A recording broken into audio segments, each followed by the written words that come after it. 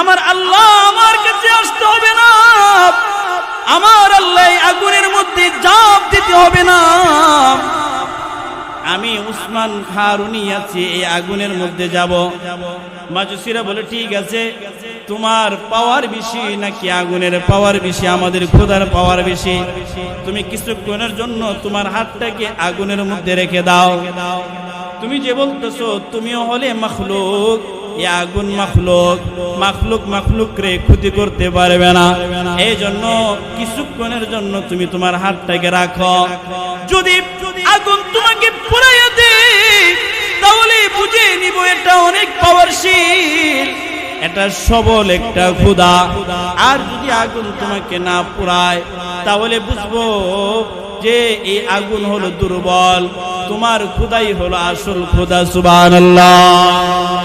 উসমান হারুনি বলে, হে মাজুসিগণ, এই আগুনের মধ্যে আমি আমার হাত রাখবো বিষয়টা তা না, আমি এই আগুনের মধ্যে পুরা শরীর নিয়ে এই আগুনের মধ্যে প্রবেশ করব, একদিক দিয়ে প্রবেশ করব, যদি অপর পাশ দিয়ে আমি বাইর হইতে পারি শর্ত দাও তোমরা আমার খোদার প্রতি ঈমান আনবে কিনা। সুবহানাল্লাহ। ঠিক আছে, শর্ত মানলাম। এবার হাজী উসমান হারুনি রাহমাতুল্লাহি আলাইহি তিনি মাজুসিদের কাছ থেকে কিছুক্ষণ সময় চেয়ে নিলেন। উজু বানাইয়া যাই নামাজ বিছায়া 2 রাকাত নামাজ পড়লেন। নামাজ পড়া এবার রবের দরবারে হাত তুলছেন আর বলতেছেন, আল্লাহ আপনি তো আমাদের জাতির পিতা আমার আব্বাকে এই আগুনের মধ্যে ফেলাইছিলেন। আল্লাহ এই আগুনের কোনো যোগ্যতা নাই, আপনার হুকুম ছাড়া, আপনি হুকুম করলে এই আগুন জ্বলতে পারে, আপনি হুকুম না করলে এই আগুন জ্বালাইতে পারে না। আল্লাহ আমাদের পিতা এই আগুনের মধ্যে পড়েছিল, 40 দিন এই আগুনের মধ্যে থেকেছে, একটা পশম আমাদের পিতার পড়ে নাই। আল্লাহ আমি তো সেই পিতার একজন গর্বিত সন্তান। আল্লাহ ওগো মালিক, আজকে ভারতবর্ষের মধ্যে আমি ইসলামকে প্রতিষ্ঠা করার জন্য এই আগুনের মধ্যে ঝাঁপ দিব। আল্লাহ এই মুহূর্তে আমি যদি আগুনের মধ্যে পড়ে যাই এই ভারতবর্ষের মানুষগুলো বেঈমান হয়ে যাবে, আল্লাহ ভোলা হয়ে যাবে। আল্লাহ আপনি যদি এই জায়গার মধ্যে আমাকে বিজয়ী করে দেন তাহলে মানুষগুলো হেদায়েতের আলো পাবে, মুসলমান হবে। আল্লাহ তোমার কুদরতের কারিশমার কোনো অভাব নাই। আল্লাহ তোমার কাছে আমি ভিক্ষা চাইতেছি, এই ভারতবর্ষের মধ্যে ইসলাম প্রতিষ্ঠা করার জন্য হলেও আমাকে এই আগুনের মধ্যে আল্লাহ আমি যেন জীবন্ত বাইর হইতে পারি সেই তৌফিক দিয়া দাও। সুবহানাল্লাহ। তারিখের কিতাবের মধ্যে আছে খাজা উসমান হারুনি আল্লাহর নাম নিয়া এক হাতে তসবিহ নিয়েছে আর এক হাতে নামাজের মুসল্লা নিয়েছে। নামাজের মুসল্লাটা শরীরের মধ্যে পেঁচায় নিছে, হাতের তসবিহ নিয়া আগুনের গর্তের মধ্যে প্রবেশ করেছে। উচ্চ কণ্ঠে আল্লাহ আল্লাহ আল্লাহ আল্লাহ বলতে বলতে প্রবেশ করেছে। লম্বা সময় পর, কিছুক্ষণ পর, অনেক সময় পার হওয়ার পর মানুষগুলো ভাবতেছে যে খাজা উসমান হারুনি মনে পুরা শেষ হয়ে গেছে, দেখো না এই আগুন থেকে খাজা উসমান হারুনি বাইর হইতেছে না। মাজুসি গুলা হাতে তালি দেওয়া শুরু করে দিয়েছে। অবস্থা এরকম, এখানে যে মুসলমান গুলো ছিল তাদের মাথাটা নিচে হয়ে গেছে। মাজুসি গুলো বলতেছিল আমাদের খোদাই হলো আসল খোদা, আমাদের খোদাই হলো শক্তিশালী খোদা, ইসলামের খোদা তো নাই। যদি ইসলামের খোদাই থাকতো তাহলে খাজা উসমান হারুনি এই আগুন থেকে বাইর হয়ে যাইত। কিছুক্ষণ সময় অতিবাহিত হওয়ার পর দেখা যায় খাজা উসমান হারুনি তসবিহ হাতে নিয়া আল্লাহর জিকির করতে করতে আগুনের ওই পার্শ্ব দিয়ে বের হয়ে গেছেন। সুবহানাল্লাহ। তিনি বলতেছেন, এ মাজুসিগণ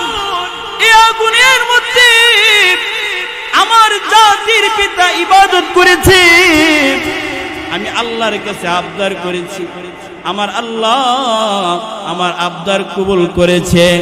আমার পিতা বলেছিল এই আগুনের মধ্যে নাকি তিনি সবচেয়ে বেশি মজা পেয়েছেন।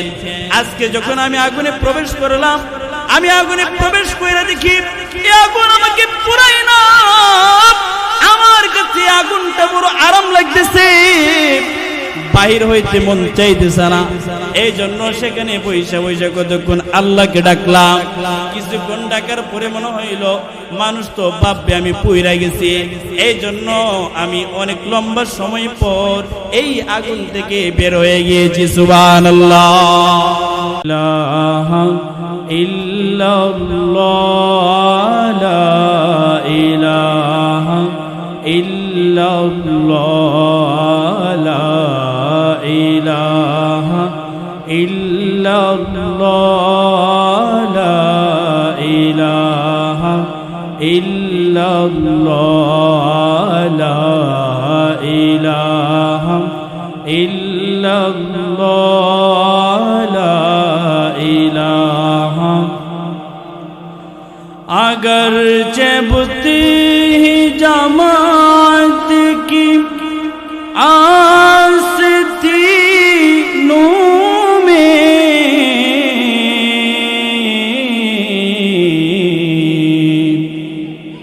अगर चबती ही जमात की आस्तीनों में,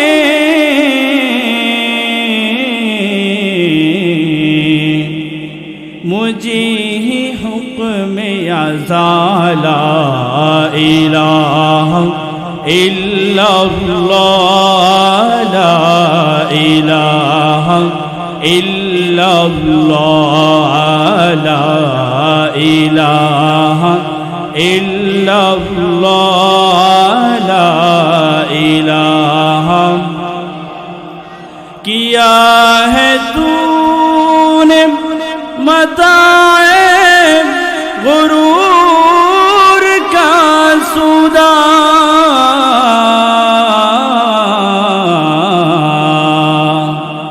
किया है तूने मताए गुरूर का सौदा,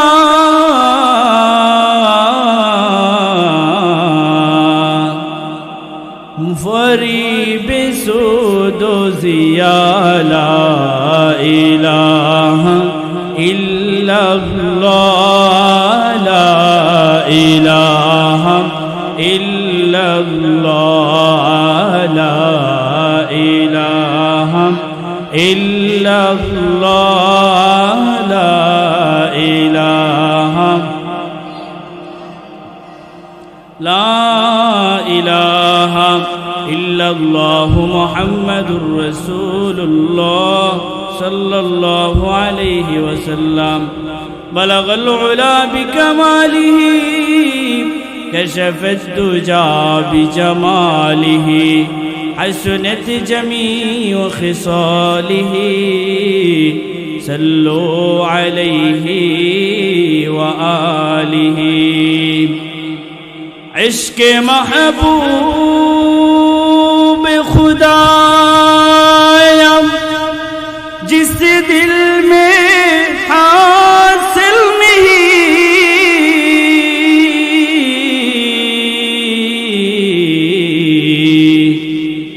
लाखों मोमिन हो मगर ईमान में कामिल नहीं। बलगल उला बिकमालिही, कशफत दुजा बिजमालिही, हसनत जमीउ खिसालिही, सल्लु अलैहि व आलिही। नबी नबी करे আর কত কাল আমি কাঁদব, নবী নবী করে আর কত কাল কাঁদব হয়েছে নদী সেই নদী কেঁদে বলে সেই নদী কেঁদে বলে সাগর বানাবো নবী নবী করে আর কত কাল আমি কাঁদব নবী নবী করে আর কত কাল আমি কাঁদব সবাই আছে আমার তবু মনে হয়ে কেলা ততদিন লাগবে একা যতদিন পাব না তোমারি দেখা নবীকে দেখে মনের সুখে নবীকে দেখে মনের সুখে কবে আমি হাসব নবী নবী করে আর কত কাল আমি কাঁদব নবী নবী করে আর কত কাল আমি কাঁদব আপন নয়নে কবে জানি আপন নয়নে কবে জানি প্রিয় নবীকে আমি দেখব নবী নবী করে আর কত কাল আমি কাঁদব নবী নবী করে আর কত কাল আমি কাঁদব আলহামদুলিল্লাহ বরতল্লা পশ্চিম পাড়া বাইতুল আকসা জামি মসজিদের মুসল্লিগণ ও যুবকবৃন্দের উদ্যোগে 2 দিন ব্যাপী 26তম তাফসিরুল কোরআন মাহফিলের মান্যবর সভাপতি মুফতি সিকবাতুল্লাহ বিন সাদেক সাহেব আমাদের মাহফিলের আজকের বিশেষ আলোচক উপস্থিত হয়েছেন হযরত মাওলানা আরিফুল ইসলাম মিসবাহ সাহেব আমার পাশে উপস্থিত আছেন আমার শ্রদ্ধেয় কাকা জনাব মোহাম্মদ শাহিন মিয়া এবং জনাব মোহাম্মদ হামদু মিয়া সহ আমার কলিজার টুকরো শ্রদ্ধেয় মুরব্বী নেজাম আমার যুবক ভাইয়েরা কুচিগাছা মাসুম বাচ্চারা পর্দার আড়ালের মা ও বোনেরা আসুন আমরা মাহফিলের শুরু লগ্নে মহান রবের শুকর আদায় করে উচ্চ কণ্ঠে একবার বলি আলহামদুলিল্লাহ সম্মানিত এলাকাবাসী আসলে আমাদের এই মাহফিলটা ছোট কাল থেকে যখন এই মাহফিল আসতো আমাদের কাছে ঈদ ঈদ মনে হইতো খুব আনন্দ লাগতো এই মাহফিলে এসে আসরের উপরে গজল গাইতাম আজকে এই মাহফিলে কিছু কথা বলার মতো আল্লাহ তাআলা তৌফিক দিয়েছেন এলাকার যারা শ্রদ্ধেয় ব্যক্তি আছেন তারা দয়া করে মেহেরবানি করে ভালোবেসে এই জায়গায় বসিয়েছেন এজন্য মসজিদ কমিটি শ্রদ্ধেয় যারা আছেন তারা বলেছিলেন আগামীকাল বয়ান করার জন্য কিন্তু আগামীকাল আমার বয়ান হলো গাজীপুর এই মাওনাতে তো যার দরুন আমি অনুরোধ করেছি যে প্রথম দিনই এলাকার মানুষ আমি বয়ান করলেও মাহফিলে আছি না করলেও আছি বিদায় আমি আপনাদের সামনে আজকের প্রথম দিনের প্রথম অধিবেশনে অল্প সময় কথা বলবো যেহেতু আজকে প্রথম দিন আজকের বয়ান লম্বা চড়া হবে না আমাদের আরো 2 জন আলোচক আছে তারা সারগর্ভ আলোচনা করবেন এই জন্য এলাকার যুবক ভাইদেরকে বলবো মেহেরবানি করে আপনারা একটু মাহফিলে চলে আসেন আপনারা কাল বিলম্ব করবেন না আমি আপনাদের সামনে অল্প সময় একটি গুরুত্বপূর্ণ বিষয় নিয়ে আলোচনা করব এই জন্য মাহফিলের শুরু লগ্নে আবারও আমরা নবীজির উপর একবার দুরূদ পাঠ করে নেই সকলে পড়ে নেই সাল্লাল্লাহু আলাইহি ওয়াসাল্লাম সম্মানিত এলাকাবাসী নবীজির উপর দুরূদ পাঠ করলে আল্লাহ রাব্বুল আলামিন আমাদের নবীজি নিজে ফরমায়েছেন যারা আমাদের নবীজির উপর দুরূদ পাঠ করবে আল্লাহ তাআলা তার উপর 10টি রহমত নাজিল করবে। সুবহানাল্লাহ বলি। রহমত বলা হয় একটা সিনজি অ্যাক্সিডেন্ট হইছে, 4 জন জায়গার শেষ, এর মধ্যে একজন বাইচা আছে, ওই বাইচা থাকা ব্যক্তিটা বলে আল্লাহর রহমতে আমি বাইচা গেছি, ঠিক কিনা বলেন? মূলত এটার নাম রহমত। তো যখনই কোনো মানুষ বিপদ আপদে পড়বে বা যে কোনো সময় বিপদ আপদ আসতে পারে, যদি মানুষ হরদম দুরূদের আমল করতে থাকে তাহলে আল্লাহ তাআলা দুরূদের বদলতে ওই বিপদ আপদ সরায়া ওই বান্দার উপর রহমত দান করবে। সুবহানাল্লাহ বলি। এজন্য একবার দুরূদ পাঠ করলে 10টি রহমত নাজিল হয়। তন্মধ্যে ছোট্ট দুরূদের নাম সাল্লাল্লাহু আলাইহি ওয়াসাল্লাম। সম্মানিত এলাকাবাসী, আমি আজকে আপনাদের সামনে একটি গুরুত্বপূর্ণ আলোচনা পেশ করব। যদিও এশায়ের পরে বসেছি, কিন্তু মাইকের আওয়াজ দূর দূরান্ত যাচ্ছে। আমাদের এলাকায় অনেক মহামারী, অনেক ভীতি আছে যেগুলো আমাদের চোখের সামনে পড়ে। সেই একটা বিষয় নিয়ে, দুর্লভ একটি বিষয় নিয়ে আমি আপনাদের সামনে আজকে আলোচনা পেশ করব। আল্লাহ রাব্বুল আলামিন পৃথিবীতে দেশের মধ্যে যেমন মানুষের কিছু ক্যাটাগরি আছে, কেউ প্রধানমন্ত্রী হয়, কেউ মন্ত্রী হয়, কেউ এমপি হয়, কেউ চেয়ারম্যান হয়, কেউ মেম্বার হয়, এরকম একটা ক্যাটাগরি আছে কি আছে না? আল্লাহ রাব্বুল আলামিন বাবা আদম থেকে নিয়ে কিয়ামত পর্যন্ত যত মানুষ আসবে প্রত্যেকটা মানুষের এক একটা ক্যাটাগরি আছে। তোর মধ্যে সবচেয়ে উত্তম ক্যাটাগরির যারা ছিলেন তারা হলেন পয়গম্বর আলাইহিস সালাম। এই পয়গম্বরদের মধ্যে আবার সবচেয়ে উত্তম সেরা ছিলেন আমাদের নবী সাল্লাল্লাহু আলাইহি সাল্লাম। সকলে বলি মারহাবা। নবীদের আম্বিয়া কেরামের ক্যাটাগরির পরে দ্বিতীয় নম্বর ক্যাটাগরি এসেছেন সাহাবায়ে কেরাম। তারা হলেন এই ধরাপৃষ্ঠের পৃথিবীর শুরু লগ্ন থেকে আজ পর্যন্ত কিয়ামত পর্যন্ত যত মানুষ আসবে তারা ছিলেন 2 নম্বর ক্যাটাগরির মানুষ। 3 নম্বর তাবেঈন, 4 নম্বর আইম্মায়ে মুজতাহিদিন, 5 নম্বরে ক্যাটাগরির ব্যক্তি যারা তারা হলেন আউলিয়া কেরাম। সুবহানাল্লাহ বলুন। আউলিয়া জিনিসটা কি? আমরা কি ইচ্ছা করলে এই 5 নম্বর ক্যাটাগরিতে যেতে পারবো কি পারবো না? এই একটা বিষয়, খুঁটিনাটি এই একটা বিষয়কে নিয়ে বিশ্লেষণ আকারে প্রত্যেকটা সাইডে ঘুরে ফিরে আমি আপনাদের সামনে কোরআন হাদিস থেকে বর্ণনা করব।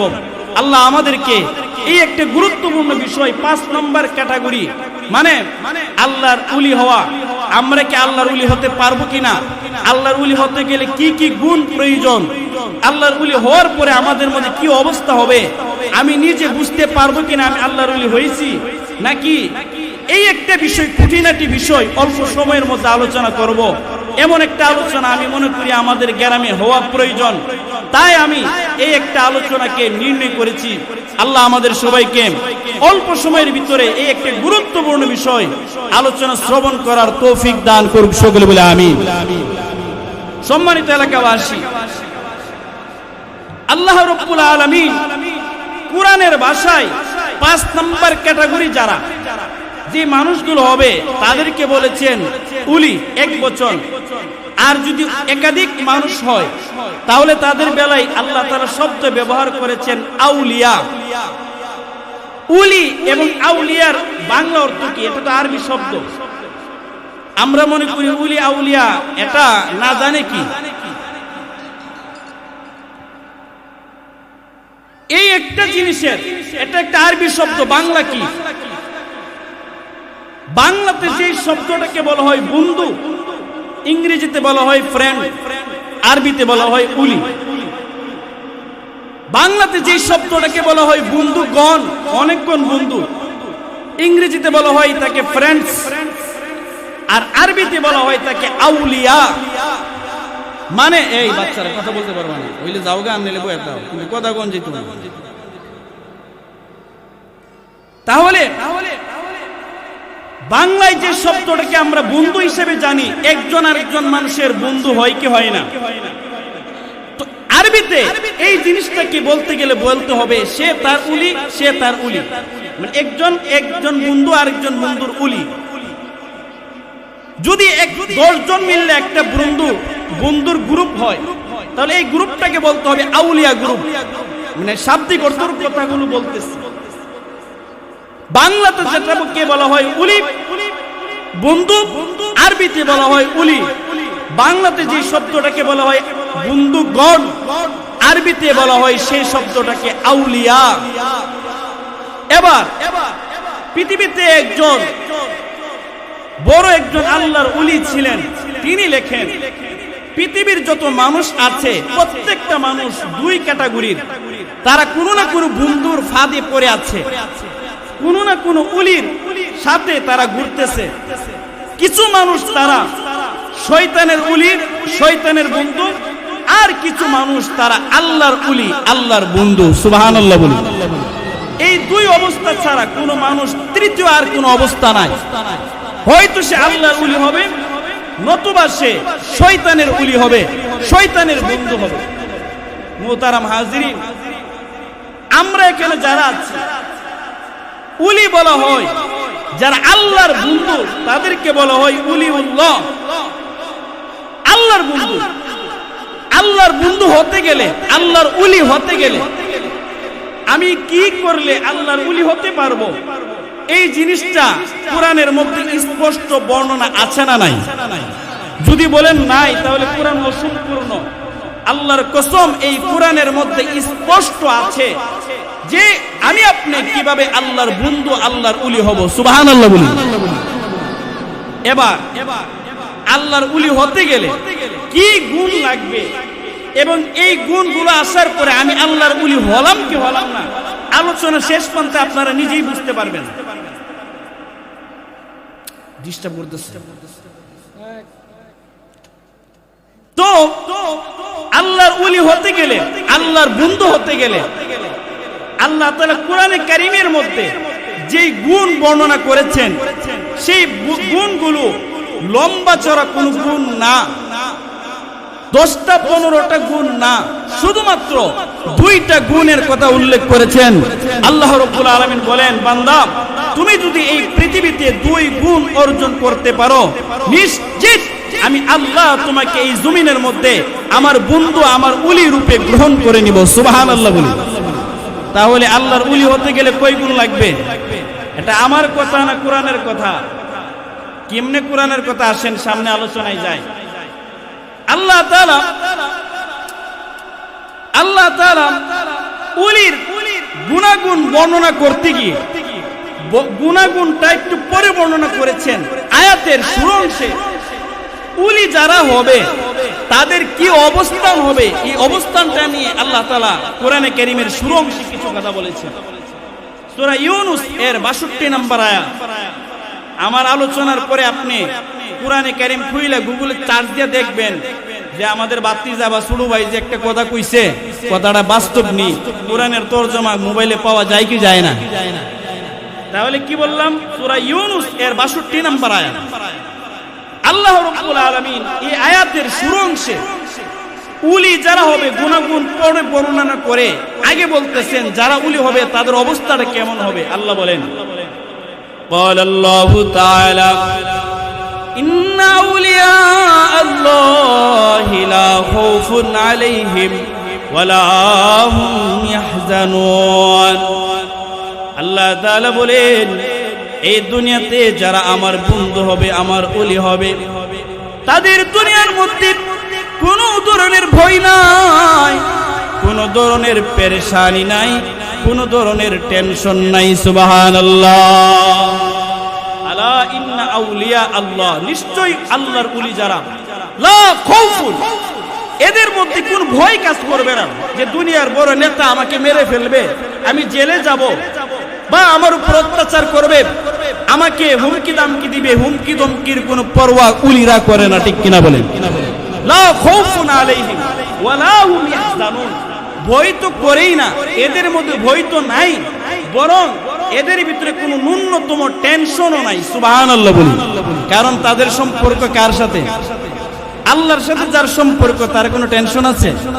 আমার সম্পর্ক বর্তমান প্রধানমন্ত্রীর সাথে যদি হয়, আমি প্রধানমন্ত্রীর খাস ব্যক্তি যদি হয়ে যাই, বন্ধু হয়ে যায়, আমার এই সমাজে চলতে কেউ গণ্যা চলতেইব? আল্লাহ তাআলা বলেন, যারা এই দুনিয়াতে আমার বন্ধু হয়ে যাবে, আমার ওলি হবে, এদের এই দুনিয়াতে চলতে কোনো ভয় নাই এবং এদের ভিতরে ন্যূনতম কোনো টেনশন নাই। সুবহানাল্লাহ বলুন। এই জিনিসটা বুঝাইতে গিয়ে একটা ঘটনা বলি, শুনেন।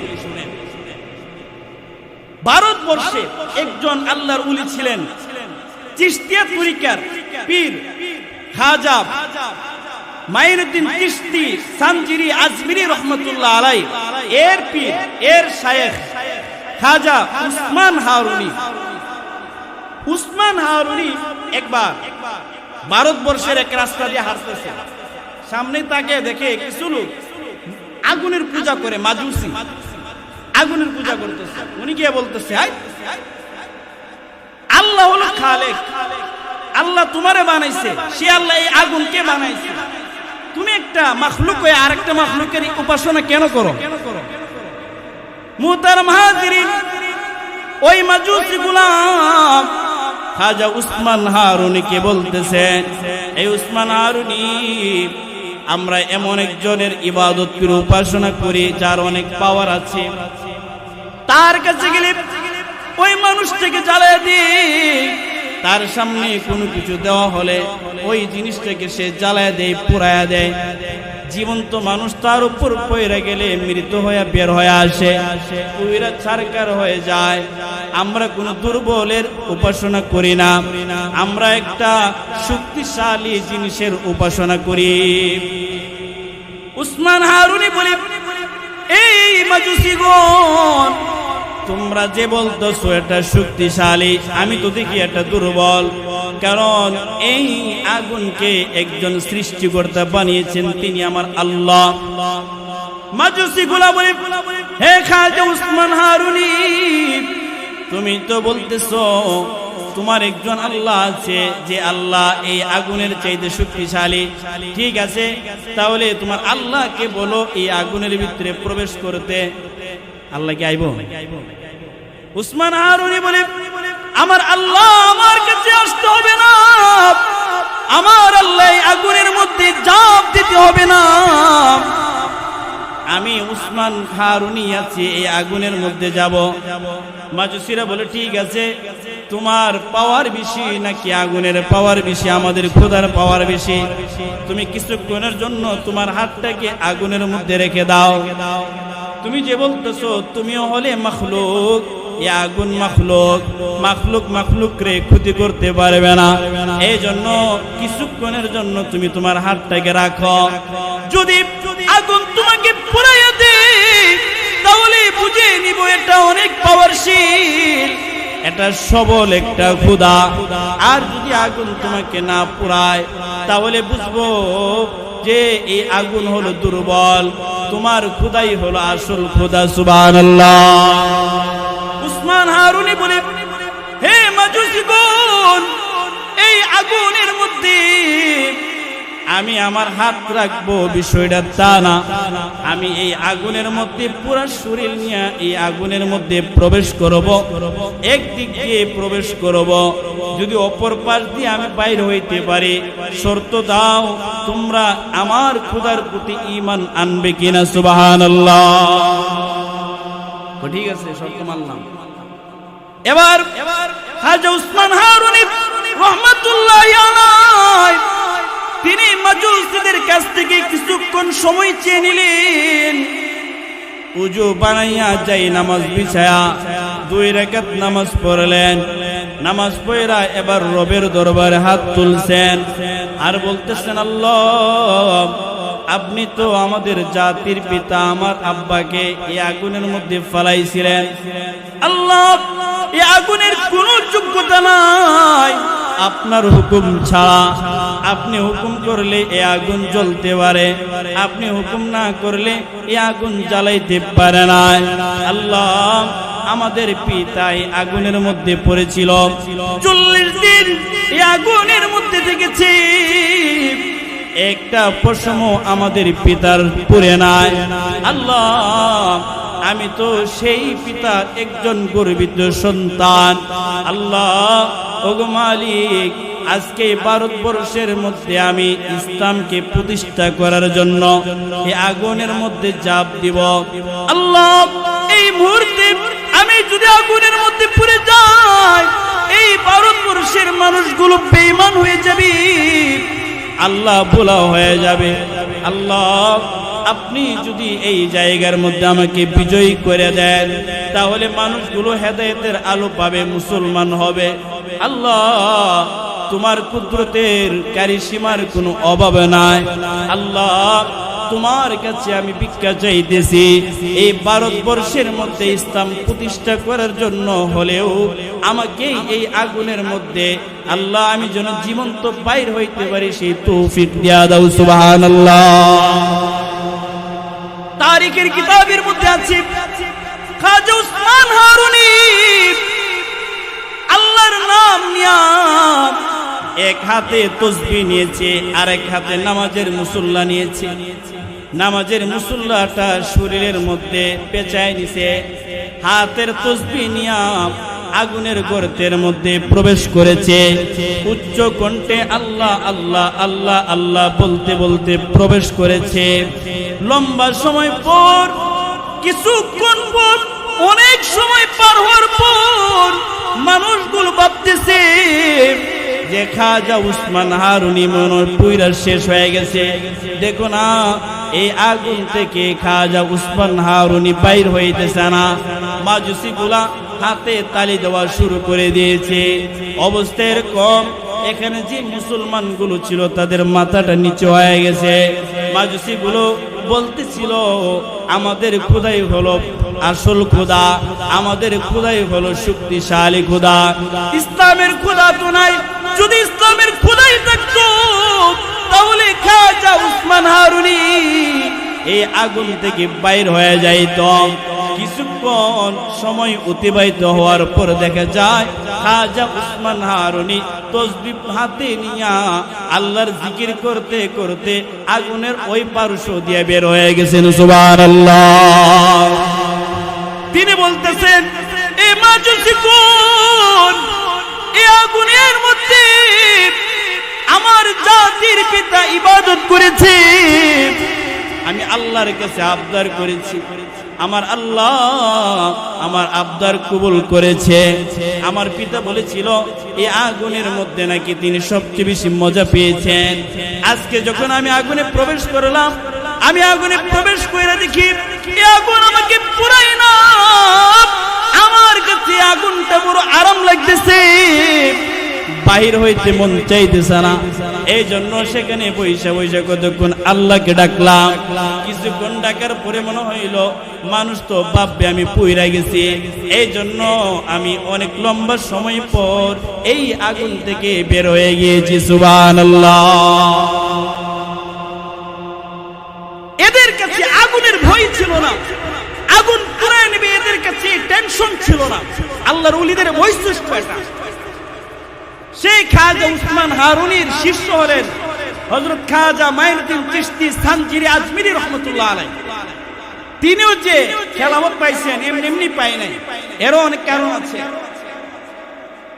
হযরত খাজা উসমান হারুনি রহমাতুল্লাহ আলাইহি এর অনেকগুলো শীর্ষ ছিল।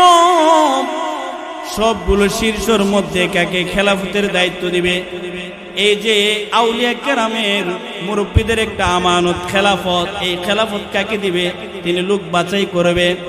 এই জন্য একদিন এশায় নামাজ পড়ে বলতেছেন, হে আমার খাস লোকরা শুনো, আগামীকাল ফজরের নামাজে, আজকে ফজরের নামাজে আমার পিছনে যারা নামাজ পড়বে তারা নিশ্চিত জান্নাতে চলে যাবে।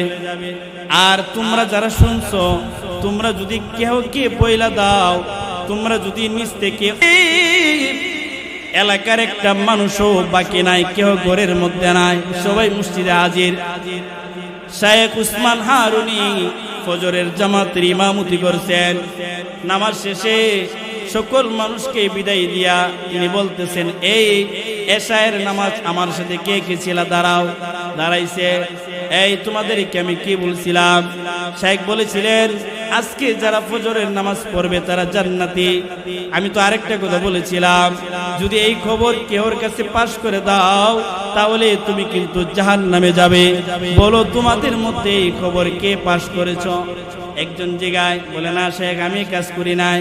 জিগাইতে জিগাইতে 19 জন জিগায় ফেলেছে, কেউ বলে করি নাই। শেষ পর্যায়ে পিছনের সিরিয়ালে একজন ছিলেন, তিনি কোনো কথা বলতেছিলেন না। তিনি হলেন খাজা মাইনুদ্দিন চিশতি সানজিরি আজমিরি রহমাতুল্লাহ আলাইহি। তিনি বলেন, শেখ আমি এই কাজটা করছি। বলে তুমি কেন করেছ? তুমি কি শোনো নাই? আমি তো বলেছি যে এই কথা পাশ করে দিবে সে জাহান্নামে যাবে। হযরত খাজা মাইনুদ্দিন চিশতি রহমাতুল্লাহ আলাইহি বলেন, হে শেখ আমি চিন্তা করলাম আমি যদি একা জাহান্নামে যাই তাহলে বেশি ক্ষতি, নাকি এলাকার সবগুলো মানুষ জাহান্নামে গেলে বেশি ক্ষতি? আমি যদি একা জান্নাতে চলে যাই তাহলে কি বেশি লাভ, নাকি এলাকার সবগুলো মানুষ জান্নাতে চলে গেলে বেশি লাভ? আমি চিন্তা করে দেখলাম আমি এক খাজা মাইনুদ্দিন যদি জাহান্নামে চলে যায় আর এলাকার সবগুলো মানুষ যদি জান্নাতে চলে যায়, আমি জাহান্নামে গিয়েও শান্তিতে থাকতে পারবো। এই জন্য আমি প্রত্যেকের বাড়ি বাড়ি গিয়ে বলছি, এই আমার সেইগুলো সাহেবে কাশফুলাম, আমার শাইখের মুক্তি আজকে একটা গুরুত্বপূর্ণ কথা বাইর হয়েছে। আমার শাইখ বলেছে আজকে যারা ফজরের নামাজ পড়বে তারা জান্নাতে যাবে। আর ঘুমায় না, যাও যাও সবাই ফজরের নামাজে চলে যাও। শাইখ এই কাজটা আমি করেছি। শাইখ খাজা উসমান হারুনি তার শাগরেদ হযরত খাজা মাইনুদ্দিন চিশতিকে নিজের কাছে ডাকলেন, বুকের সাথে বুকটা মেলায়া হু হু করে কাঁদতে দিলেন আর বলতেছেন, হে আমার শাগরেদ কোন, আমার অন্তিম মুহূর্তগুলো চলে আসছে। আমি হয়তো কিছুদিন পরে এই দুনিয়াতে দেখব না, কিন্তু খেলাফতের এই মহান দায়িত্ব কে বহন করবে? একটা লোক চাইতেছিলাম, যে লোকটা নিজের চিন্তা না কইরা সমাজের চিন্তা করবে, মানুষের চিন্তা করবে, মানুষকে জান্নাতে নিয়ে যাওয়ার চিন্তা করবে, মানুষকে জাহান্নামে থেকে বাঁচানোর চিন্তা করবে। এইরকম একটা মন মানসিকতার আমি মানুষ খুঁজতেছিলাম। তাই বুদ্ধি খাটিয়ে আমি এই একটা পরীক্ষা করলাম। আজকের পরীক্ষার মধ্যে আমার হাতে খাজা মাইনুদ্দিন চিশতি সানজিরি আজমিরি পাশ হয়েছে। আমার এই খেলাফতের দায়িত্ব তাকে আমি দিয়ে দিলাম। সুবহানাল্লাহ। এই ছিলেন খাজা মাইনুদ্দিন চিশতি। একদিন এক জায়গার মধ্যে গেছে গিয়া লাখ লাখ মানুষকে হাতের মধ্যে হাত রাখে কালিমা পড়ে মুসলমান বানাইছেন। সুবহানাল্লাহ বলি। খুশি মনে বাড়িতে আসতে বলে, মা হ্যাঁ আজকে একটা বড় একটা কাম হইছে। বলে কি কাম? আম্মা আজকে অনেকগুলো হিন্দু মানুষ আমার হাতে হাত রেখে মুসলমান হয়েছে। মা বলতেছে, হে খাজা মাইনুদ্দিন, এটা তোমার কোনো কর্তৃত্ব না। যখন তুমি পেটে ছিলে আমি কোনোদিন নামাজ ছেড়ে দিই নাই। তুমি যখন পেটে ছিলে প্রত্যেক দিন আমি একবার এক খতম কোরআনে কারীম তেলাওয়াত করতাম। পুরা কোরআন আলহামদুলিল্লাহ থেকে শুরু কইরা সূরা নাস পর্যন্ত প্রত্যেক দিন আমি পড়তাম। তোমাকে পেটে নিয়া আমি প্রত্যেক দিন আমি শেষ রাত্রে তাহাজ্জুদের নামাজ পড়তাম। হে খাজা মাইনুদ্দিন, তুমি মনে করো না এটা তোমার কর্তৃত্ব, এটা হলাম আমি মায়ের কর্তৃত্ব। তুমি যখন দুনিয়াতে আসছো, হে মাইনুদ্দিন, তোমার খাবারের প্রয়োজন হইতো, তুমি দুধের জন্য কাঁদতা। আমি তোমাকে কাঁদা মাত্রই তোমাকে দুধ দিতাম না। আমি নিজেকে পাক সাফ বানাইতাম, উজু করতাম, নিজে পাক পবিত্র হইয়া উজু কইরা তারপরে তোমাকে দুধ পান করেছি। একদিন এমন হয় নাই যে তোমাকে আমি বিনা উজুতে দুধ পান করেছি। এই যে আমি আমল করেছি, সেই আমলের বদলতে আজকে তোমার এমন কারিশমা হয়েছে।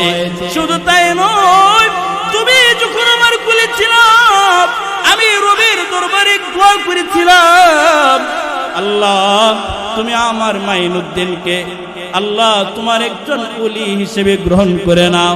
আল্লাহ এমন একজন ওলি বানাইবেন যার হাতে হাত রাইখা লক্ষ লক্ষ হিন্দু কালিমা পয়রা মুসলমান হবে। সুবহানাল্লাহ।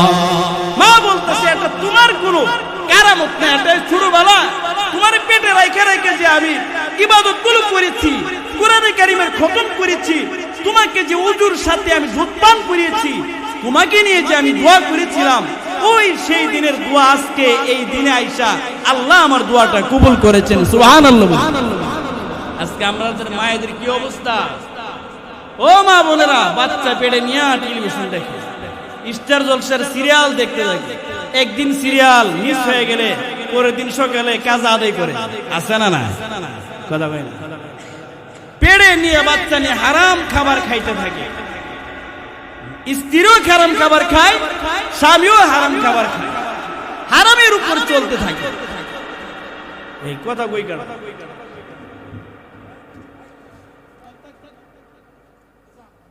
এক দাম্পত্যের ঘটনা এরকম শুনেছি। এক লোক ছিল চুর, এর কাম হইলো মানুষের বাড়ি বাড়ি চুরি করো। তো চুরি করে একটা মুরগি ধরে আনছে, আইনা বলতেছে স্ত্রী তাড়াতাড়ি এটা জবাই করো, জবাই করে রান্না বান্না করে এটা খাইয়া তারপর আজকে রাত্রে মিশনে নামবো। এই স্ত্রী এই মুরগাটা জবাই করছে, কইরা তো এই মুরগির ভিতরে হারাম রোগ আছে না, কিছু হারাম রোগ বাঁচতেছে। তো স্বামী বলতেছে আরে এত ধীরে হইতেছে কি লিগা? তো মুরগির ভিতরে যে একটা হারাম রোগ আছে, এই হারাম রোগ বাঁচতেছি। স্বামী বেচারা কয় চুরি করে আনলাম, এটা তো হালাল না, আবার এর মধ্যে হারাম রোগ বেচারে, হারামটা নাম দরকার নাই, প্রয়োজন হারাম, হারাম শুদ্ধ মেরা দেবে। আজকে আমাদের সমাজের অবস্থা এরকম কিনা বলেন? এই জন্য মা বোনদেরকে বলবো, সন্তান পেটে নিয়ে গুনাহ নয়, সন্তান পেটে নিয়ে টেলিভিশন নয়, সন্তান পেটে নিয়ে মোবাইলের মতো অশ্লীল ভিডিও নয়, সন্তান পেটে নিয়ে নামাজ পড়া, কোরআন তেলাওয়াত করা। যদি আপনি পাক পবিত্রতার সাথে সন্তান এই দরবিষ্টে নিয়ে আসতে পারেন, আল্লাহর কসম আপনার গর্বের সন্তানটাও জগৎ বিখ্যাত ওলি হয়ে যাবে। সুবহানাল্লাহ। মুহতারাম হাজিরিন, বলতেছিলাম যারা উলি আল্লাহ হবে, আল্লাহর উলি হবে, তাদের কোনো ভয়, কোনো পেরেশানি নাই। এবার উলি আল্লাহ কারা? উলি আল্লাহর গুণ কয়টা বলেছিলাম? কথা কই না?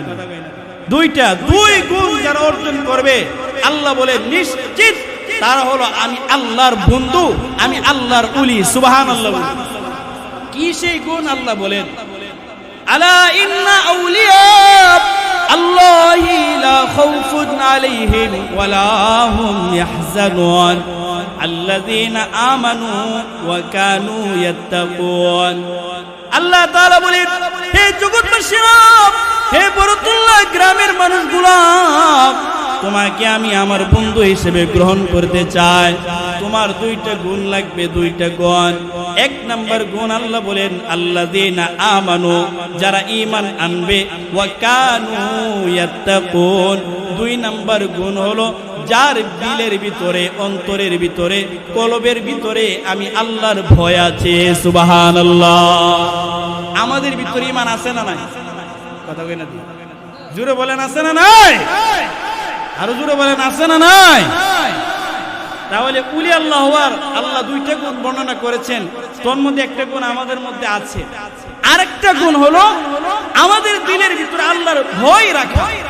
যদি এই দুই গুণ কারো ভিতরে থাকে, আল্লাহর কসম, আল্লাহর কোরআন যেমন সত্য, কোরআনে এই কথাটা বলেছেন সেটাও সত্য, আল্লাহর কসম ওই মানুষটা আল্লাহর উলি। সুবহানাল্লাহ।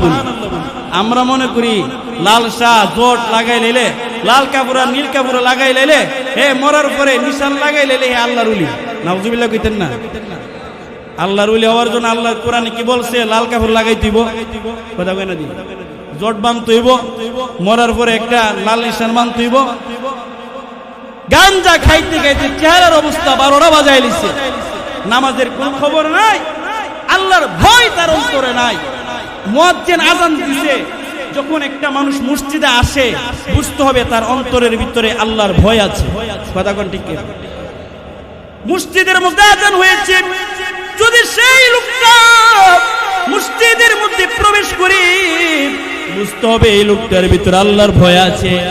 আর আযান দিছে, মাগার লোকটা বিড়ি ধরায় ধরায় মসজিদ থেকে ওইদিকে চলে গেছে, মসজিদে ঢুকে নাই, বলেন তার ভিতরে কি আল্লাহর ভয় আছে? তাহলে বুঝা গেল সময় আমি আল্লাহর ওলি কে ওলি না এটা নির্ণয় হবে। আমার ভিতরে ঈমান আছে, এবার আমি যদি আল্লাহর ভয় নিয়ে আল্লাহর কদমে দাঁড়ায় যায়, আল্লাহর কদমে আমি মাথাটা দিয়া দেই, তাহলে আল্লাহর যে দুইটা গুণ বলেছে ওলি হওয়ার, এই দুই গুণ আমার ভিতরে আছে। আর যদি আমি আযান হয়েছে আমি মসজিদকে রাইখা অন্যদিকে চলে গেলাম, তাহলে আমার দিলের ভিতরে ঈমান আছে কিন্তু আল্লাহর ভয় নাই, এই জন্য আমি আল্লাহর ওলি হইলাম না। ঠিক কিনা বলে? আল্লাহর ওলি হইতে গেলে বড় কোন খানকা লয়া লাল কাপড় নীল কাপড় মাথায় জট বাঁধলে আল্লাহর ওলি হওয়া যায় না। আল্লাহর ওলি হইতে গেলে আল্লাহ কোরআনে স্পষ্ট বলেছেন, বান্দা আমার ওলি হবে তারাই যাদের ভিতরে দুই গুণ থাকবে।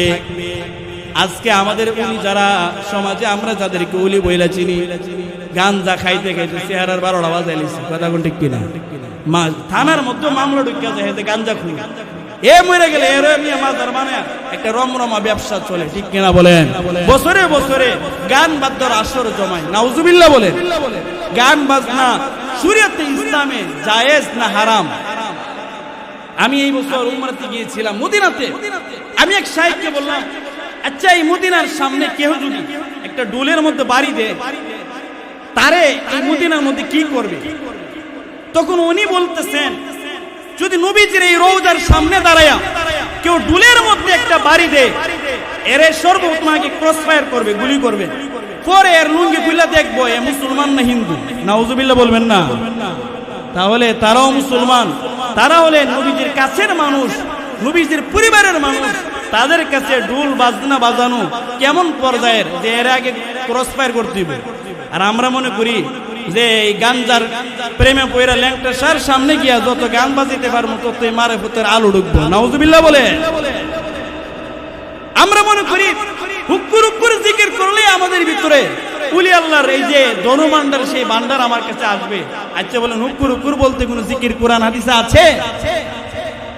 আমাদের নবী কে হুক্কুর হুক্কুর জিকির শিখাই দিয়েছেন? আজকে ইসলাম কোথায় গিয়েছে? ইসলামকে নিয়ে মানুষ তামাশার পাত্র বানাইতেছে। আজকে আমরা মনে করতেছি যে ল্যাংটাসার কাছে গিয়ে যখন আমরা হুক্কুর হুক্কুর করবো এটাই আল্লাহর ওলির পথ, আর এর মাধ্যমে আল্লাহকে পাওয়া যাবে। নাউজুবিল্লাহ জুড়ে বলেন। আল্লাহর ওলি হতে গেলে আল্লাহ কোরআনে স্পষ্ট বিধান বলেছেন কি বলেন নাই? বলেছেন, দুইটা গুণ বলেছেন। দুই গুণ যার ভিতরে থাকবে, তুমি আব্দুল করিম হইতে পারো, তুমি স্কুলের বারিন্দায় নাও যেতে পারো, মাদ্রাসার বারিন্দায় নাও যেতে পারো, কিন্তু তোমার ভিতরে যদি দুই গুণ থাকে, আল্লাহর কসম আমিও কোরআনকে হাত রেখে মাথায় রেখে আল্লাহর কসম করে বলতেছি, আপনিও আল্লাহর ওলি হবেন যদি আপনার ভিতরে ঈমান থাকে আর আল্লাহর ভয় আপনার অন্তরে থাকে। সুবহানাল্লাহ বলুন। এই দুইটা ব্যতীত আপনি আল্লাহর ওলি হতে পারবেন না। আল্লাহর ওলি হতে গেলে মাজার হইতে হইব, খানকা হইতে হইব, লাল কাপড় নীল কাপড় জট বাঁধতে হইব, এরকম কোন শর্ত ইসলামে কোরআন হাদিসে নাই। ঠিক কিনা বলে? সারা জীবন বিড়ি খাইছে, বিড়ি বেচছে, এ লোকে বলে ফি। নাউজুবিল্লাহ বলে। আহা, মানুষের আকল কত নষ্ট হয়েছে। ইসলামটাকে আমরা কত দুর্বল জায়গার মধ্যে নিয়ে গেছি। ভারতের মধ্যে যদি কেউ ঘোরাফেরা করেন, আজকে 2-3 বছর আগে আমি ভারতের প্রোগ্রামে গিয়েছিলাম, দেখেছি ভারতের অলিগুলিতে যে মন্দিরের ঠাকুরগুলো পাওয়া যায়, আমাদের বাংলাদেশে এরকম কিছু পাওয়া যায়। বেশ কম তেমন কিছু না। এরা বেঈমান আর এর নাম কি হচ্ছে মুসলমান। কিন্তু অবস্থা হইল এরকম, আমরা সরল পান মুসলমান যারা তাদেরকে উলি আল্লাহ মনে করা শুরু করে দিয়েছি, তাদের কাছে নিজের ঈমান বিক্রি করে দেওয়া শুরু করে দিয়েছি। আল্লাহর ওলি হওয়া আল্লাহর কসম কঠিন কোনো ব্যাপার না। লাল কাপড় নীল কাপড় পরনেওয়ালার আল্লাহর ওলি বিষয়টা তা না। আপনি উলি আল্লাহ হতে পারেন, আমি উলি আল্লাহ হতে পারি। উলি আল্লাহ হতে গেলে আল্লাহর কোরআনে কয় গুণের কথা বলেছেন বলেন? 1 নাম্বার কথা কেন দি ঈমান আনতে হবে, 1 নাম্বার। 2 নাম্বার আল্লাহর ভয়, 2 নাম্বার আমার কথা। এই যে কথাটা বললাম আমি 2 গুণ, এটা কি আমার কথা? কোরআনের কথা। এই কোরআনের কথা কি আপনাদের বিশ্বাস হয়? আমার কথা বিশ্বাস না হইলে অন্য হুজুর রেজি গায়েন, আনলে আপনি নিজেও সূরা ইউনূসের 62-63 নম্বর আয়াতের তরজমাটা খুইলা দেখেন যে আল্লাহ তাআলা এই আল্লাহর ওলির গুণ বর্ণনা করেছে। সুবহানাল্লাহ বলে। মুহতারাম হাজিরিন, যার ভিতরে আল্লাহর ভয় থাকবে, তারাই হবে আল্লাহর ওলি। এবার আমার ভিতরে ঈমান আছে, আমি যদি সুদের কাতারে নাম লেখাই তাহলে আমি কিন্তু শয়তানের বন্ধু হয়ে যাব। আর যদি আমি সুদ থেকে পবিত্র থাকতে পারি তাহলে আমি আল্লাহর ওলি হইতে পারবো। মুহতারাম হাজিরিন, সিগারেট খাওয়া এটা জাহান্নামীদের খাবার। গাঞ্জা, মদ খাওয়া, ইয়াবা খাওয়া, পেনসিডিল খাওয়া এটা জাহান্নামীদের খাবার। আমি যখন এই খাবারগুলো খাইব মানে হলো আমার ভিতরে আল্লাহর ভয় নাই, মানে হলো আমি আল্লাহর ওলি না। আর আমি যদি এই সমস্ত খাবার থেকে বিরত রাখতে পারি তাহলে আল্লাহর কসম আমার অন্তরের ভিতরে আল্লাহর ভয় আছে।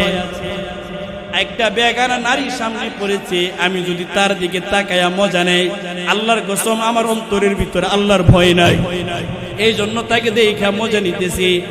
আর যদি ওই মহিলাটাকে দেখার পরে আমার চোখটা নিচের দিকে ফিরে নেই, মানে হলো আল্লাহর ভয়। নবী বলছেন বেগানা নারীকে দেখলে চোখের মধ্যে গরম সীসা ঢেলে দেওয়া হবে। আল্লাহর ভয়, আল্লাহর ভয়ের কারণে বেগানা নারী দেখে নাই। আল্লাহর কসম ওই মানুষটা আল্লাহর ওলি। সুবহানাল্লাহ। আজকে আল্লাহর ওলির দরবারে বিড়ি দিয়ে গান গাওয়া, বেগানা নারী দিয়া হে লাল শাড়ি নীল শাড়ি পরায়া মেকআপ করে টাইট ফিট জামা পরায়া গান গাওয়া, ঠিক কিনা বলেন? এই যে টাইট ফিট জামা পরা, এই মেকআপ মাইরা আল্লাহর ওলির দরবারে খারে খারে নাচে, কোমর নাচে নাচে, সারা শরীর নাচে, গান গাইতেছে। আপনারা কি মনে করেন যারা শুনতেছে এদের ভিতরে আল্লাহর ভয় আছে? আল্লাহর ভয় যদি না থাকে এরা আল্লাহর ওলি হতে পারবে? মুহতারাম হাজির, আল্লাহর ওলি হওয়া এটা কোনো আচানক কোনো বিষয় না, এটা কোনো সোনার হরিণের মধ্যে কোনো আশ্চর্য বিষয় না। যদি আমার ভিতরে আল্লাহর এই দুইটা গুণ থাকে, ঈমানের পাশাপাশি আমার ভিতরে আল্লাহর ভয় থাকে, আল্লাহর কসম, আল্লাহর কসম, আল্লাহর কসম ওই মানুষটাই আল্লাহর ওলি হবে। সুবহানাল্লাহ। সাহাবায়ে কেরামদের মধ্যে সবচেয়ে বেশি দিলের ঈমানের পরে যে আমলটা তাদের মধ্যে ছিল, তাদের মধ্যে আল্লাহর ভয় ছিল। সুবহানাল্লাহ বলি। এজন্য মুরব্বীরা বলেন যার ভিতরে আল্লাহর ভয় আছে নিশ্চিত সে আল্লাহর ওলি। সুবহানাল্লাহ বলি। একটা ছোট্ট ঘটনা বইলা যে আগেকার মানুষ বা সাহাবায়ে কেরামদের মধ্যে ঈমানের পরে আল্লাহর ভয় তাদের অন্তরে বেশি ছিল। একটা ঘটনা বইলা আমি আমার আলোচনা শেষের দিকে নিয়ে যাব, আমার সময় শেষ হয়ে গেছে, আর 10-5 মিনিট কথা বলবো ইনশাআল্লাহ। মুহতারাম হাজিরিন, খলিফাতুল মুসলিমিন হযরত ওমর রাদিয়াল্লাহু তাআলা এর জামানায় 350 মাইল দূর থেকে একটা প্রদেশ ছিল, সেই প্রদেশের নাম হিমস। হিমস এর নগরবাসী খলিফাতুল মুসলিমিন হযরত ওমর রাদিয়াল্লাহু তাআলা এর কাছে আসছেন। আয়েশা বলতেছেন, হে ওমর, আমাদের কাছে একজন প্রতিনিধি দিয়া দেন, যে প্রতিনিধির কাছ থেকে আমরা ইসলাম শিখব, ধর্মীয় জ্ঞান আহরণ করব, পাশাপাশি তিনি আমাদের দেশের শাসক হিসেবে থাকবেন। সুবহানাল্লাহ বলি। হযরত ওমর রাদিয়াল্লাহু তাআলা এই আবদারের কারণে একজন সাহাবীকে নিযুক্ত করেছিলেন। সেই সাহাবীর নাম হযরত সাঈদ ইবনে আমির আল জুমাহি রাদিয়াল্লাহু তাআলা। সাঈদ ইবনে আমিরকে যখন ডাকলেন, সাঈদ ইবনে আমির মাথাটা নিচু করে কো, ওমর, রাজনীতির মধ্যে আমি নাই, আমি এইগুলো দায়িত্ব নিতে পারবো না। উমর বলে, আমারে বুঝি এই দলে এই খেলাফতের দায়িত্ব, এই দেশ পরিচালনার দায়িত্ব আমারে লাগাই দিয়া তোমরা তোলে তোলে ইবাদত বন্দিকে কইরা আগায় যাবে হইতো না, তোমরাও এই খেলাফতের দায়িত্ব, দেশ পরিচালনার দায়িত্ব নিতে হবে। সুবহানাল্লাহ। মুহতারাম হাজিরিন, খলিফাতুল মুসলিমিন হযরত ওমর হযরত সাঈদ ইবনে আমির আল জুমাহিকে হিমস নগরীর বাদশা বানায়া, প্রতিনিধি বানায়া সেই দেশে পাঠায় দিলেন। কিছুদিন যাওয়ার পর হিমস নগরীর কিছু মানুষগুলো ওমর রাদিয়াল্লাহু তাআলা এর কাছে আসলেন। আয়েশা বলতেছেন, হে খলিফাতুল মুসলিমিন ওমর, আমরা যে প্রদেশের মধ্যে আছি সেই প্রদেশের মানুষ অনেক গরিব, আপনি মেহেরবানি করে আমাদের কি কিছু সাহায্য করেন। ওমর রাদিয়াল্লাহু তাআলা বলেন, ঠিক আছে, 100 জন এর নাম লিস্টে দাও, সবার সাহায্য করতে পারবো না, বেশি গরিব যারা 100 জন গরিবকে আমি সাহায্য করব। হিমস নগরবাসী একটা লিস্টি ধরায় দিলেন। ওমর রাদিয়াল্লাহু তাআলা এই লিস্টি গুলো চোখ বুলাইতেছেন, চোখ বুলাইতে বুলাইতে এক পর্যায়ে নাম দেখা যায় হযরত সাঈদ ইবনে আমির আল জুমাহির নাম। ওমর রাদিয়াল্লাহু তাআলা আশ্চর্য হয়ে গেছেন, বলতেছেন আমি যেই প্রতিনিধি যেই শাসক তোমাদের কাছে দিয়েছিলাম তিনি কি সেই শাসক নাকি? বলে হ্যাঁ। সেই কি তোমাদের মধ্যে গরিব? বলে হ্যাঁ। ওমর রাদিয়াল্লাহু তাআলা প্রত্যেকের জন্য আলাদা আলাদা করে কিছু উপহার দিয়েছেন, আর 1000 স্বর্ণ মুদ্রা হযরত সাঈদ ইবনে আমিরের জন্য আলাদাভাবে দিয়েছেন। মুহতারাম হাজিরিন, এই হিমসের বাসী মানুষগুলো এই উপটুকুন নিয়ে যখন তারা হিমস নগরীতে গেছেন প্রত্যেকের কাছে কাছে তাদের উপটুকুন গুলো বুঝাই দিতেছেন। এক পর্যায়ে 1000 স্বর্ণ মুদ্রা নিয়ে তাদের গভর্নর হযরত সাঈদ ইবনে আমিরের কাছে গেছেন। সাঈদ ইবনে আমিরের কাছে যখন এই স্বর্ণ মুদ্রার থলে দিয়েছেন তিনি জোরে একটা চিৎকার দিয়ে বলতেছেন ইন্না লিল্লাহি ওয়া ইন্না ইলাইহি রাজিউন। আচ্ছা বলেন আমরা ইন্না লিল্লাহ কোন সময় পড়ি? জোরে বলেন। মানুষ মারা গেলে ইন্না লিল্লাহ পড়ি। ঘরের ভিতর থেকে স্ত্রী বলতেছেন স্বামী গো আপনি বড় চিৎকার দিয়ে ইন্না লিল্লাহ পড়েছেন, মনে হয় বড় কোনো দুঃসংবাদ। খলিফাতুল মুসলিমিন ওমর কি মারা গেছেন নাকি? বলে না, তার চেয়ে বড় ঘটনা, বড় দুঃখের সংবাদ। তাহলে কি মুসলমানদের একটা দল কাফেরদের সামনে পরাজয় বরণ করেছে নাকি? হযরত সাঈদ বলে না, এর চেয়ে তো বড় দুঃসংবাদ। বলে কি দুঃসংবাদ? হযরত সাঈদ বলে আমার ঘরের মধ্যে দুনিয়া এসে পড়েছে। যার কাছে যত সম্পদ বেশি থাকে সে দুনিয়া নিয়ে তত ব্যস্ত থাকে, ঠিক কিনা বলেন? যার কাছে সম্পদ যত কম সে রবের ইবাদতের মধ্যে তত বেশি আগায় থাকে। সাঈদ ইবনে আমির বলে আইরে দুনিয়া তো আমার ঘরে এসে পড়ছে, এই জন্য ইন্না লিল্লাহ বলছি। তিনি সাথে সাথে এই স্বর্ণ মুদ্রা থলে ঘরে না নিয়ে এই গরিব মানুষের কাছে এগুলো বিলাই দিছে। কিছুদিন পরে খলিফাতুল মুসলিমিন হযরত ওমর হিমস নগরীতে সফর করবেন। এই যে একটা ঘটনা শুরুবেলায় আপনারা শুনছেন যে ওমর রাদিয়াল্লাহু তাআলা একবার গাদার পিঠরে খাদেম রশি ধরে টান দেয়, আবার কিছুক্ষণ খাদেম গাদার উপরে ওমর রাদিয়াল্লাহু তাআলা রশি ধরে টান দেয়। এরকম ঘটনা শুনছেন না? ওয়াজ তো মাশাআল্লাহ সব হয়। তো এরকম একটা মহানুভব ঘটনা বুঝাইতে গিয়ে ওমর রাদিয়াল্লাহু তাআলা একটা ঘটনা আমরা প্রায় শুনি যে একটা প্রদেশে ঢুকছে এরকম অবস্থায় যে ওমর রাদিয়াল্লাহু তাআলা গাদার রশি টানতেছিল আর ওই খাদেম গাদার উপরে। মানুষগুলো ওই খাদেমের দিকে অভ্যর্থনা দিতেছে। খাদেম বলে আমি না এই যে সামনে টানতেছে উনি। ওই সফরটা হইছিল খাদেম আর ওমর রাদিয়াল্লাহু তাআলা মিলে ওই হিমস নগরীতে। সুবহানাল্লাহ বলে। মুহতারাম হাজিরিন, হিমস নগরীতে গেলেন, মানুষগুলোকে তিনি সবাইকে ডাকলেন। সবাইকে ডাইকে এরকম একটা মজমা বানাইছেন। মজমা বানায় বলতেছেন এই হিমস নগরীবাসী তোমাদেরকে যে আমি একজন শাসক দিয়েছি, এই শাসক তোমাদের সাথে কেমন ব্যবহার করে তার ব্যাপারে তোমাদের কোনো অভিযোগ আছে কিনা বলো। এক কোণা থেকে একজন দাঁড়াইছে, আরেক কোণা থেকে আরেকজন দাঁড়াইছে, আরেক কোণা থেকে আরেকজন দাঁড়াইছে, আরেক কোণা থেকে আরেকজন দাঁড়াইছে। মোট 4 জন অভিযোগ দেওয়ার জন্য দাঁড়ায় গেছে। কয়জন? 4 জন দাঁড়ানোর পরে সাঈদ রাদিয়াল্লাহু তাআলা হয়ে কাঁদতেছেন, হায়রে না জানি কি অভিযোগ, আমি জানি না এদের ভিতরে অভিযোগ আছে। হযরত ওমর বলে এই যে প্রথম জন দাঁড়িয়েছে বলো তোমার কি অভিযোগ? প্রথম জন বলতেছে হে খলিফাতুল মুসলিমিন, আমাদের শাসক প্রত্যেক দিন সকালবেলা দেরি করে অফিসে আসেন। কথার কথা অফিসের সময় 10টা বাজে 9টা বাজে, তিনি 1 ঘন্টা পরে 10টার সময় আসেন। ঠিক আছে বসো। দ্বিতীয় ব্যক্তি যে দাঁড়াইছে বলো তোমার কি অভিযোগ? তিনি বলেন হে খলিফাতুল মুসলিমিন ওমর, আমাদের শাসক আমাদের কাছে দিনের বেলায় অভিযোগ শুনে রাত্রে বেলা আমাদের দুঃখ কষ্টের কথা শুনতে চায় না, রাত্রে বেলা থেকে আমরা পাই না। ঠিক আছে বসো। 3 নাম্বার ব্যক্তি দাঁড়াইছে বলো তোমার কি অভিযোগ? 3 নাম্বার ব্যক্তি বলে হে খলিফাতুল মুসলিমিন ওমর, আমাদের শাসক সপ্তাহের 7 দিনের মধ্যে 6 দিন আমাদেরকে সময় দেয়, 1 দিন সময় দেয় না।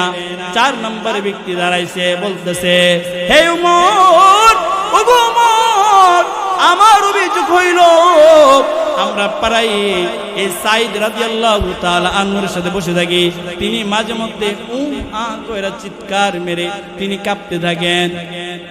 হযরত খলিফাতুল মুসলিমিন ওমর রাদিয়াল্লাহু তাআলা আনহু সাহাবী হযরত সাইদ ইবনে আমির আল জুমাইকে দাঁড় করাইছেন, দাঁড় করে বলতেছেন, হে সাইদ বলো তোমার এই মানুষগুলো তোমার ব্যাপারে অভিযোগ করেছে, সবগুলো অভিযোগের জবাব দাও। এক নম্বর অভিযোগ, তুমি সকালবেলা ধীরে করে আসো, কারণ কি? হযরত সাইদ ইবনে আমির আল জুমাই বলে, হে খলিফাতুল মুসলিমিন ওমর, আমার ঘরের মধ্যে আমার স্ত্রী আর আমি ছাড়া আর কোনো মানুষ নাই, আমার কোনো খাদেমা নাই, আমি একজন প্রশাসক হওয়ার পরেও, আমি একজন প্রধানমন্ত্রী হওয়ার পরেও আমার ঘরের মধ্যে কোনো কাজের মানুষ নাই। আমার স্ত্রীর সাথে সকালবেলা আমি আটা পিষি, তারপরে রুটি বানাই, স্ত্রীর কাজের মধ্যে আমি সহযোগিতা করি।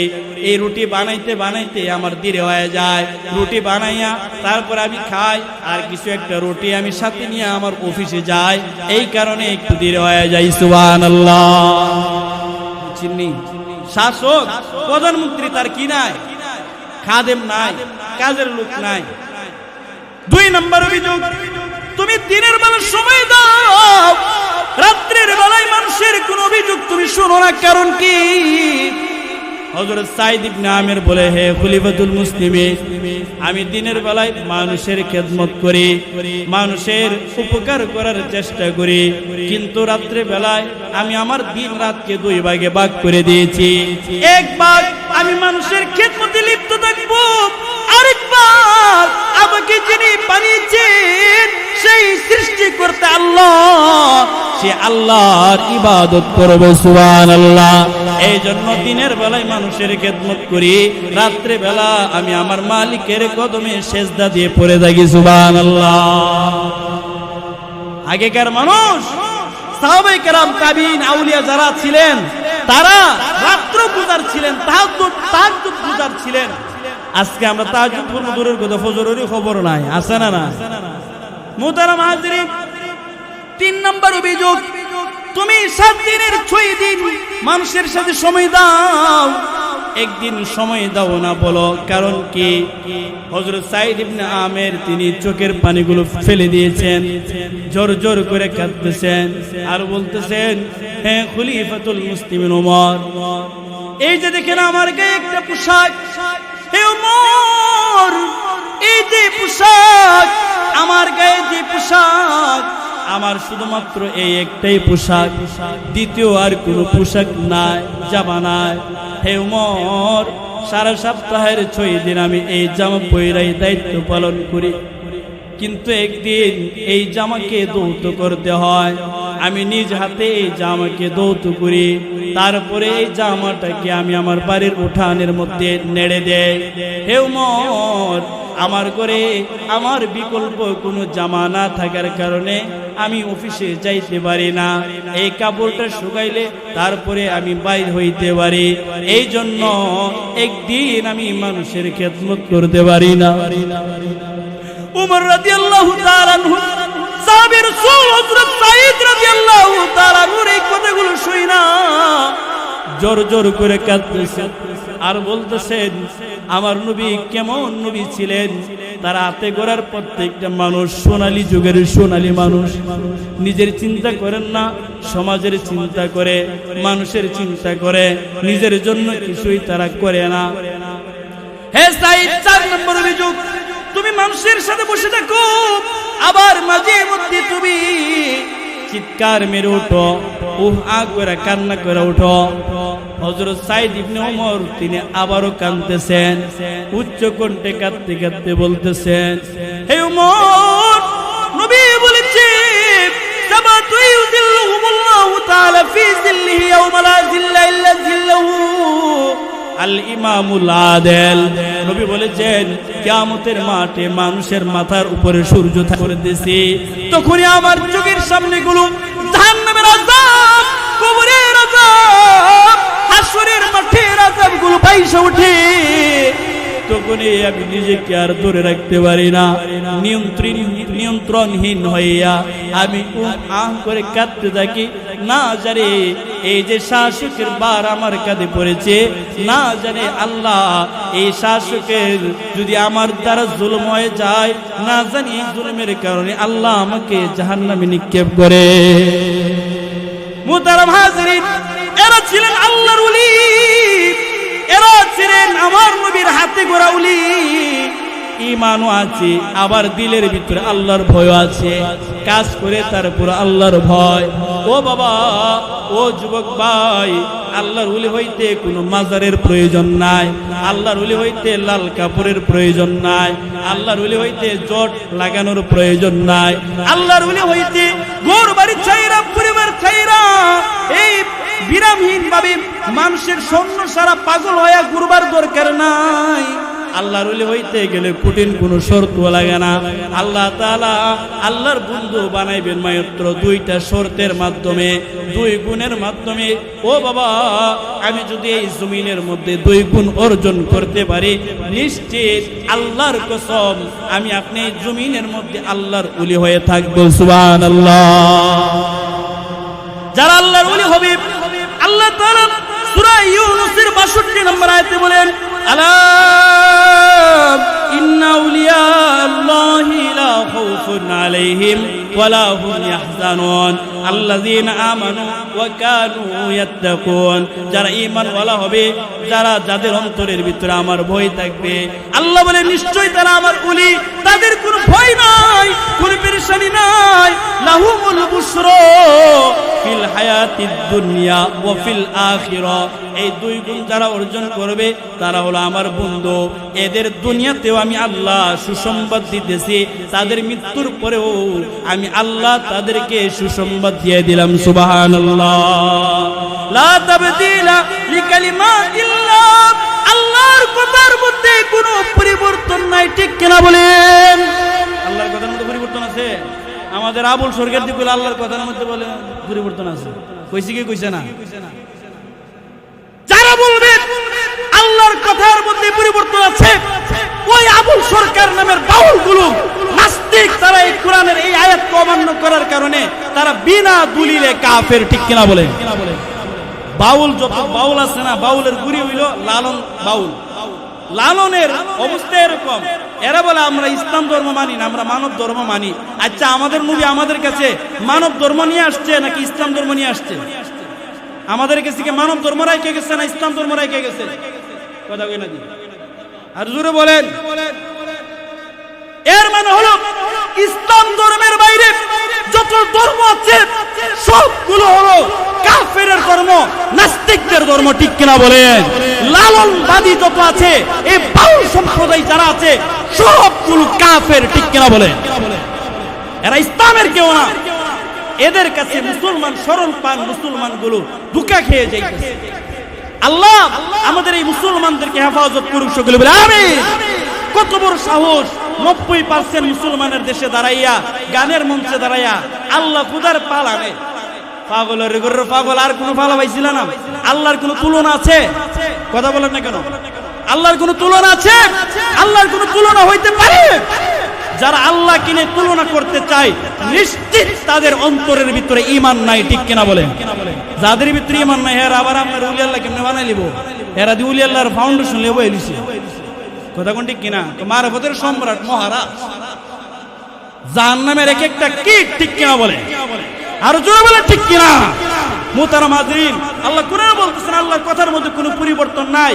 ওই আবুল সরকারের নামে বেয়াদবগুলো বলে আল্লাহর কথার মধ্যে বলে ঠিকঠাক নাই। এই কথা বলার কারণে, কোরআনের এই আয়াত অমান্য হওয়ার কারণে তারা কাফের, ঠিক কিনা বলে?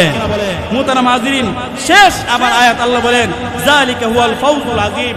মুহতারাম হাজিরিন, আমি আপনাদের এলাকার সন্তান, কোরআন থেকে হাদিস থেকে নিজের মন গড়া কোনো কথা বলি না। এতক্ষণ যা বলছি সব কোরআন হাদিস থেকে কথা বলছি। ভুল যদি কিছু হয়ে থাকে, নিজের সন্তান হিসেবে, ছোট ভাই হিসেবে ক্ষমা সুন্দর দৃষ্টিতে দেখবেন, দোয়া করবেন আল্লাহ যেন আমাকে দ্বীনের জন্য, ইসলামের জন্য কবুল করে, সকলে বলে আমিন। মুহতারাম হাজিরিন, আমি আপনাদের দোয়ায় আলহামদুলিল্লাহ এখন দেশ বিদেশে প্রোগ্রাম করতেছি। গত সপ্তাহ রাজশাহী শহরে বয়ান করেছি, তারপরে গাইবান্ধা, নেত্রকোনা, এই কালকের আগের কালকে ময়মনসিংহ ছিলাম। জি, তো আলহামদুলিল্লাহ আপনাদের দোয়ায় আরো সামনে সিলেট সুনামগঞ্জ বিভিন্ন জায়গায় প্রোগ্রাম আছে। তো আপনাদের কাছে দোয়া চাই আল্লাহ যেন আপনাদের এই সন্তানটাকে পুরো বাংলাদেশের জন্য পুরো বিশ্বের জন্য কবুল করে সকলে বলে আমিন। যা কিছু বললাম মনে কিছু রাখেন না, দিলের ব্যথা নিয়ে বলবেন। আরহামুর রাহিমিন মাওলা, এই মাহফিলটাকে ছোটকাল থেকে দেখে এসেছি রে মাওলা। আল্লাহ এই মসজিদের অনেক মুরব্বীরা এই মাহফিলের জন্য কত না পরিশ্রম করেছিলেন। আল্লাহ আজকে তারা কবর দেশে চলে গিয়েছেন। আল্লাহ তাদের কবরগুলোকে আপনি জান্নাতের টুকরো বানায় দেন। আল্লাহ ওগো মাওলা, এই গ্রামের আমাদের যত আত্মীয় স্বজন মই মুরব্বী কবর দেশে চলে গেছে, আল্লাহ প্রত্যেকের কবরগুলোকে আপনি জান্নাতের টুকরো বানায় দেন। আল্লাহ এই মাহফিলটাকে আপনি কবুল করে নেন, সফল করে দেন। আল্লাহ এর মাধ্যমে হেদায়েতের হাওয়া চালু করে দেন। আল্লাহ সমাজের মধ্যে যত হুকুর আছে, যত বেদাতি কর্মকাণ্ড আছে, আল্লাহ যতগুলো বন্ডদের কর্মকাণ্ড আছে, সবগুলোকে ধূলিসাৎ কইরা আল্লাহ সত্য ইসলামটাকে এই জমিনের মধ্যে আপনি প্রতিষ্ঠিত কইরা দেন। আল্লাহ আমাদের মধ্যে আপনি হেদায়েতের হাওয়া চালু কইরা দেন। আল্লাহ আমাদের দিলের মধ্যে আপনি মারফতের নূর দান করেন। আল্লাহ আমাদের সবাইকে আপনি বেলায়েতের মাকাম দান করেন। আল্লাহ আমাদের আব্বা আম্মাকে আপনি নেক হায়াত দান করেন। ইয়া আল্লাহ আমাদের সবাইকে সুস্থতার নিয়ামত দান করেন। এই মাহফিলের মধ্যে যারা টাকা দিয়ে পয়সা দিয়ে শ্রম দিয়ে মেহনত করেছে, আল্লাহ প্রত্যেকের মেহনত গুলাকে নাজাতের জুরিয়া হিসেবে কবুল করে নেন। ইয়া আল্লাহ আমাদের সন্তান ভাই বড়দের যারা প্রবাসী আছে সকলের জানে মালে বরকত দিয়া দেন। দোয়া মুনাজাত প্রিয় নবী সাল্লাল্লাহু আলাইহি ওয়াসাল্লাম রসিলাই কবুল আর মঞ্জুর করে নেন। সুবহান রাব্বিকা রাব্বিল ইজ্জাতি আম্মা ইয়াসিফুন ওয়া সালামুন আলাল মুরসালিন ওয়ালহামদুলিল্লাহি রাব্বিল আলামিন।